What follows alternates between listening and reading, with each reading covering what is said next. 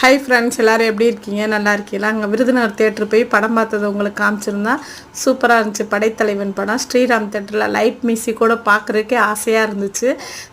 படம் பார்த்து முடிச்சுட்டு மணி வரும்போது 10 மணி ஆயிடுச்சு. சரி, பசி எடுத்துருச்சு குழந்தைங்க எல்லாத்துக்கும்.